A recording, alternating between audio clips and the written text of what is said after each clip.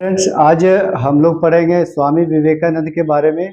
और बड़ा ही शॉर्ट में देखेंगे कि स्वामी विवेकानंद के बारे में कि इनके समय में कौन कौन से ऐसे घटना हुई जिससे क्वेश्चन हमेशा पूछा जाता है। ठीक है।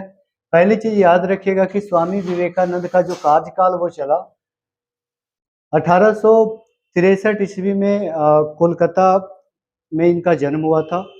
और 1902 ईस्वी में बेल्लूर में, जो कोलकाता में ही पड़ता है, वहाँ इनकी मृत्यु हुई थी। ठीक है।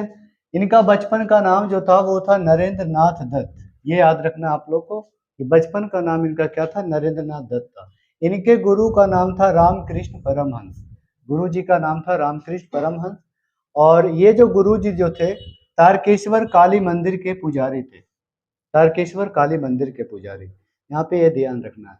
दो विश्व धर्म सम्मेलन हुआ था।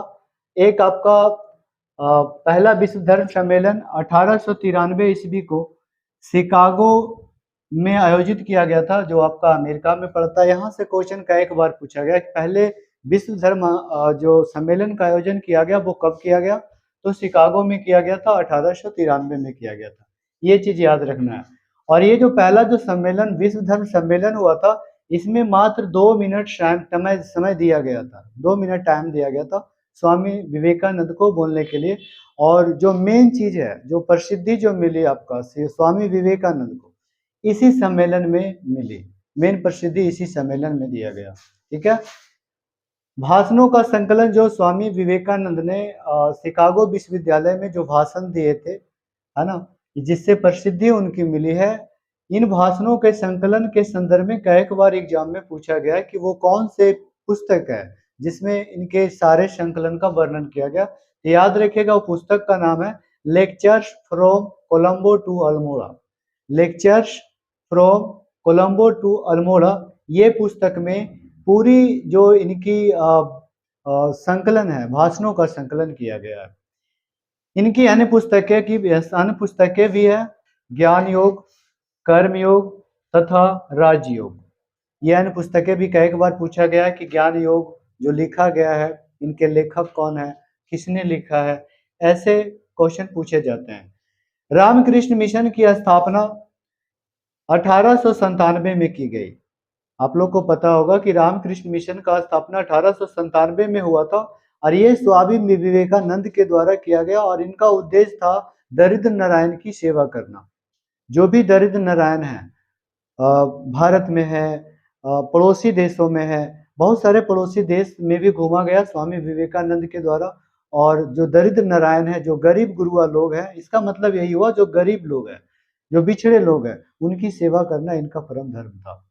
इनका एक कहावत है सर, इनका स्टेटमेंट कह सकते हैं, जिस तरह सभी नदियां अपनी पानी समुद्र में गिराती है, उसी तरह से सभी धर्म ईश्वर की ओर लेके जाता है, सभी व्यक्ति को ईश्वर की ओर लेके जाता है, इनका कहना था।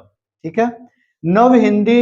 नव हिंदू जागरण का पितामह किसे कहा जाता है, तो स्वामी विवेकानंद को। यहां से क्वेश्चन कई बार पूछा गया है।